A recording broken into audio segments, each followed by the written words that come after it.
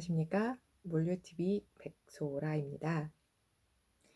이번 영상은 여러분들이 주무시면서도 물류를 공부하실 수 있도록 하는 영상입니다. 물류관리사 중 국제물류론의 과목을 제가 읽어드리겠습니다. 교재는 이것으로 하겠습니다. 신유원 출판사 물류관리사 벼락치기 핵심 요약집입니다. 자, 그러면 물류관리사 과목 중 국제물류론으로 넘어가도록 하겠습니다.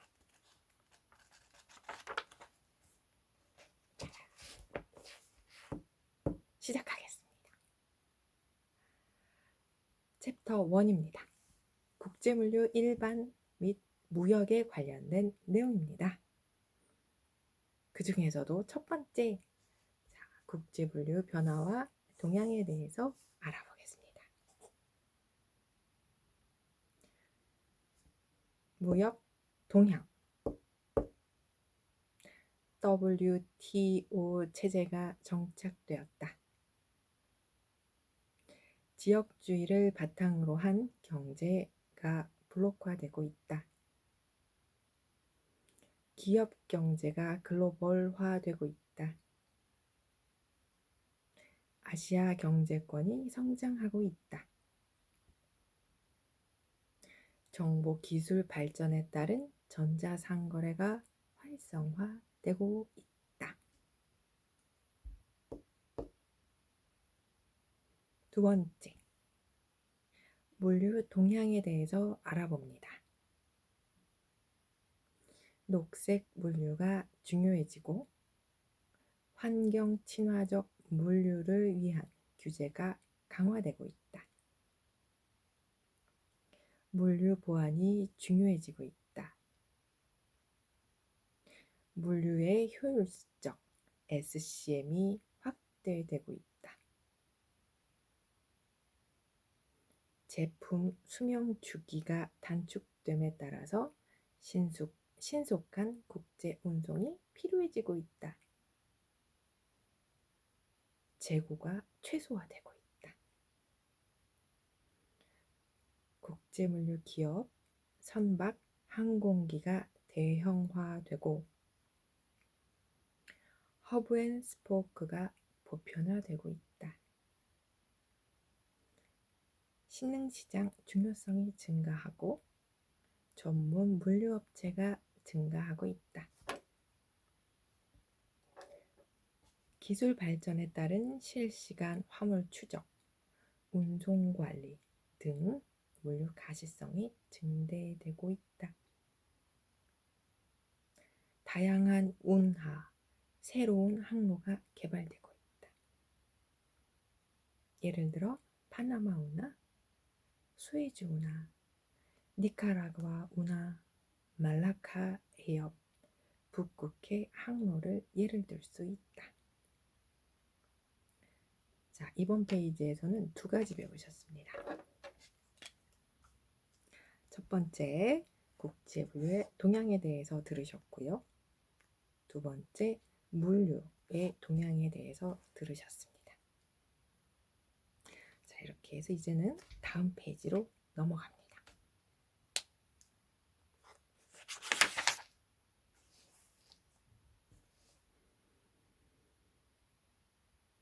두 번째입니다.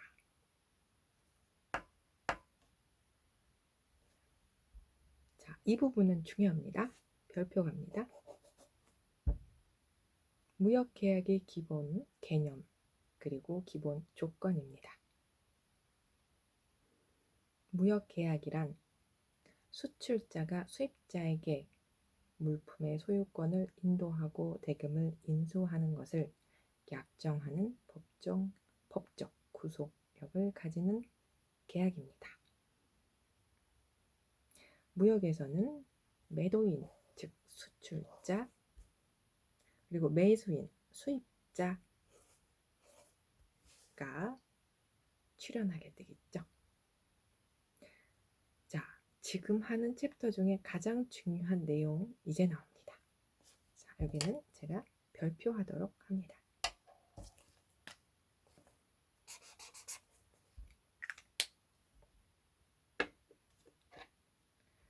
품질 조건입니다. 무역 계약을 위해서 다루어야 하는 기본 조건 중 첫 번째, 품질 조건이 있습니다. 품질을 결정하는 방법은 여러 가지가 있습니다. 견본, 샘플, 상표, 트레이드마크, 규격, 타입, 명세서, 스페시피케이션, 표준품, 스탠다드 등에 의한 매매 방법이 있습니다. 이 중 매매 계약 시 현품이 없고 견본 제공이 곤란한 경우는 표준품 매매 방법을 따릅니다. 정말 중요한 내용이 이제 나오고 있습니다. 표준품 매매 방법 별표 갑니다.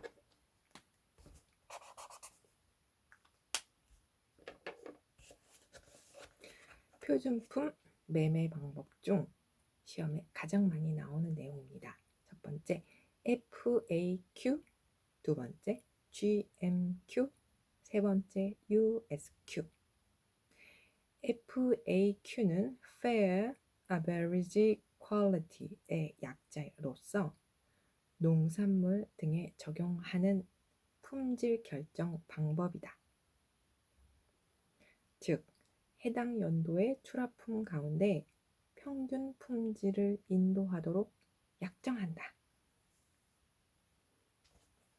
1번. 두 번째,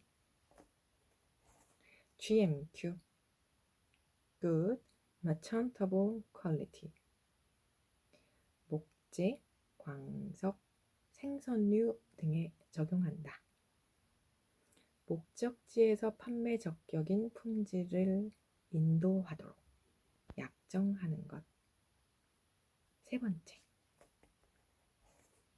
USQ, Usual Standard Quality.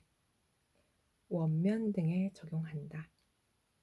선적지에서 보통 품질을 갖춘 물품을 인도하도록 약정한다. 자, 이렇게 해서 지금 한 페이지가 끝났습니다. 벌써 여러분들은 2페이지 공부하셨습니다. 자, 이번 페이지에서 중요한 내용 강조드리겠습니다. 품질 조건에 여러 가지가 있는데 그 중에서 시험에 나오는 건 무엇?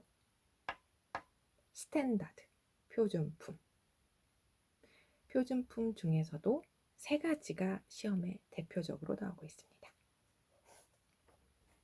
세 가지라고 하는 것은 FAQ, GMQ, USQ. 다음 페이지로 갑니다. 이번에는 곡물의 품질 결정 시기를 살펴봅니다.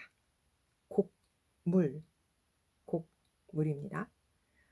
곡물의 품질 결정 시기에는 대표적으로 세 가지가 활용이 되고 있습니다. 중요하니까 체크. 네. 자, 첫 번째, TQ, 딸래꼴레. 두 번째, 라이턴, RT. 세 번째, C damaged, SD.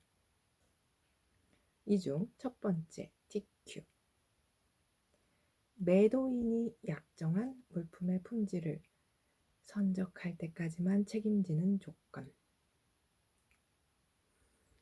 선적 품질 조건에 해당. 두 번째, RT. 러시아 호밀 거래에서 물품이 도착 시 손상되어 있는 경우에 그 손해에 대해서 매도인이 변상하는 관례에서 생긴 조건. 양육 품질 조건에 해당.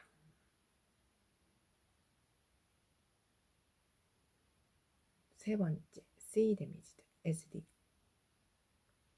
원칙적으로는 선적 품질 조건이지만 해상 운송 중 발생한 유손으로 야기되는 품질 손해에 대해서는 매도인이 도착할 때까지 책임을 지는 조건. 즉, SD는 선적 품질, 양육 품질 조건을 절충한 조건부 선적 품질 조건입니다. 품질 조건이 끝났습니다. 이제 두 번째 수량 조건으로 갑니다. 수량 조건, 총 중량 조건, 혹은 최소 인수 가능 수량 조건, 과 부족 용인 조건, 계산 수량 조건 등으로도 활용하고 있습니다. 많은 경우에 수량 조건을 따질 때 approximately, about 등 이런 용어가 수량에 사용이 되고 있습니다. 특히 approximately, about 등 용어가 사용된다라고 한다면 10%의 과부족이 인정됩니다. 10% 별표. 또한 어떤 경우에는 more or less 라는 표현이 사용이 되고 있는데, 이 경우는 5%의 과부족 인정. 세 번째 기본 조건으로 갑니다. 가격 조건입니다. 가격 조건. 수출자, 수입자 중 누가 어떤 비용을 어디까지 지불할 것인가를 분명하게 하기 위해서 정형화된 거래 조건이라고 하는 인코텀스를 사용합니다. 인코텀스 별표.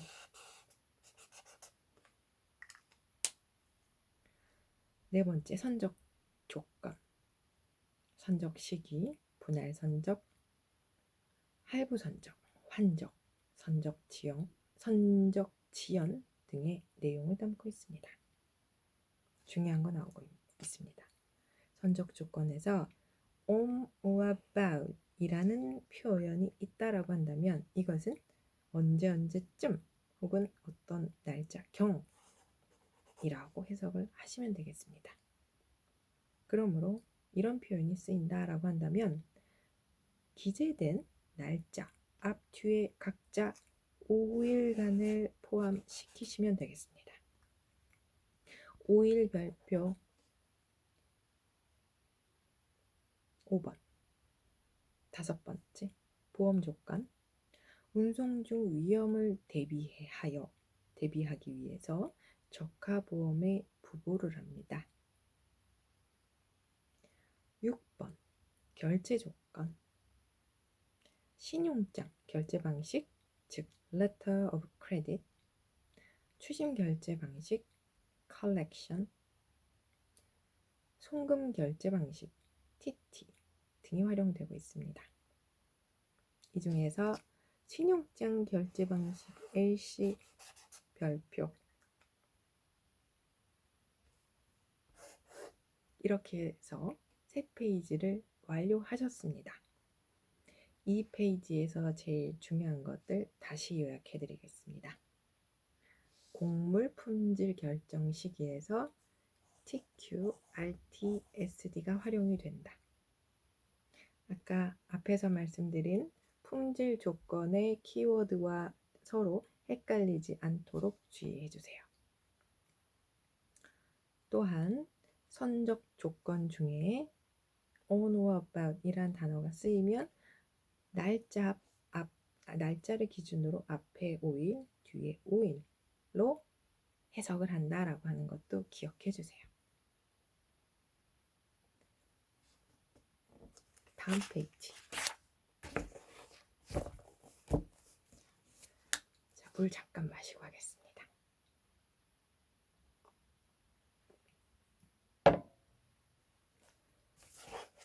세 번째. 결제 방식과 신용장.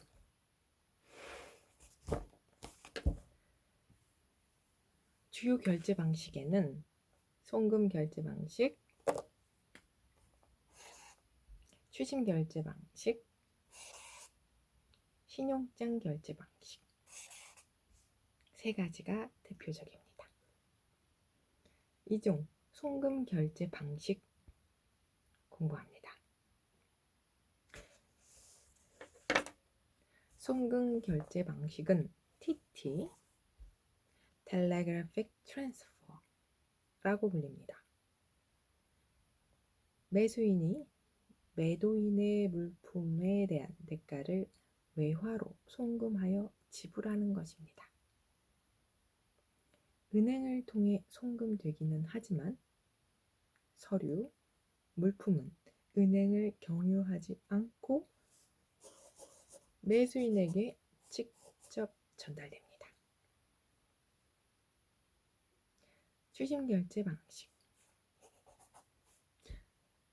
무역에서는 추심 결제 방식이 중요하지만 물류시험에서는 그렇게 중요하게 다루지 않고 있습니다. 개념만 살펴봅니다. 매매 당사자 간의 계약에 의해 매도인이 상품을 선적한 후 관련 서류를 첨부한 화환어음을 은행을 통해서 매수인에게 제시하면 매수인이 그 어음에 대해서 지급 또는 인수하는 결제 방식입니다.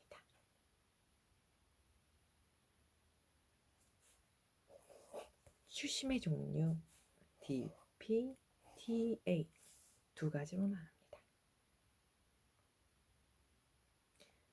세 번째, 신용장 결제 방식 LC라고 불립니다. 별표 신용장은 매수인의 거래 은행인 발행은행에게 신용장 조건에 일치하고 약정된 기간 내에 신용장이 요구하는 서류를 제시하면 발행은행이 수익자인 매도인에게 대금을 지급할 것을 확약하는 조건부 취소 불능증서. 벌써 3페이지 공부하셨습니다. 이번 페이지에서 중요한 거 말씀드릴게요. 결제 방식에는 송금 TT, 추심 컬렉션, 신용장 LC 이렇게 세 가지가 대표적입니다.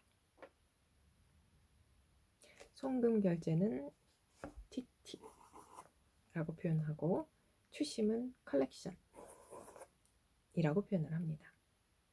컬렉션 방식에는 두 가지 DP, DA로 구분한다. 또한 세 번째, 신용장 결제 방식에서는 은행이 수출자, 즉 수익자에게 대금을 지급할 것을 확약하는 조건이다.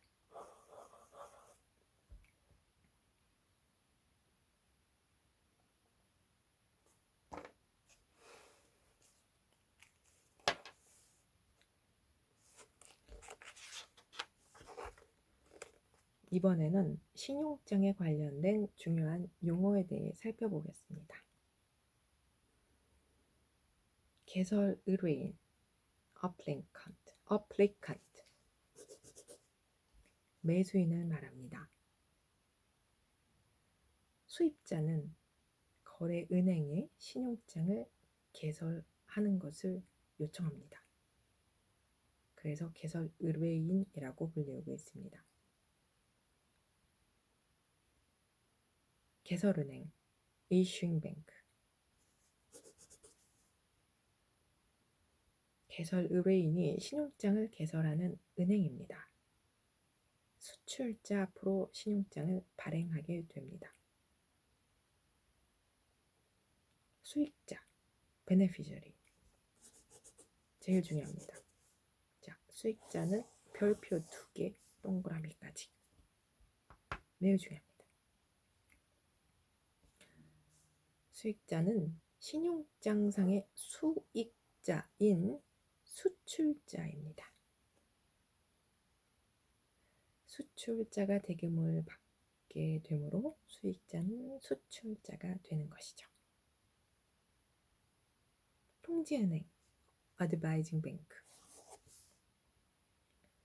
신용장 개설 후 개설은행은 수출업자의 나라에 있는 거래은행에 신용장 내용을 전달하며 수출자에게 통지할 것을 요청하는데, 이때 수출자에게 내용을 전달하는 은행을 말합니다.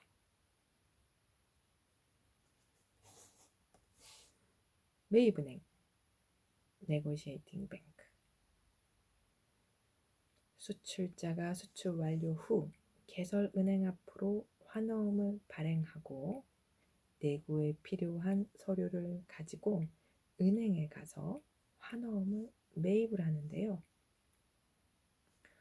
이러한 매입을 하는 은행을 말합니다. 매입은행은 통지은행이 이 역할을 겸하고 있는 경우가 많습니다.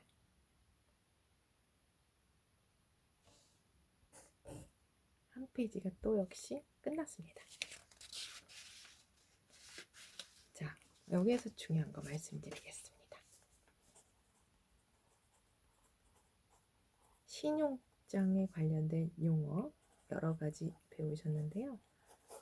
무엇을 배우셨냐? 개설의뢰인, 개설은행, 수익자, 통지은행, 매입은행 5개 배우셨습니다. 이 중에 제일 중요한 거 수익자, 그리고 개설은행. 네. 그리고 하나 더 말씀드리면 이것을 영어로 기억을 해주세요.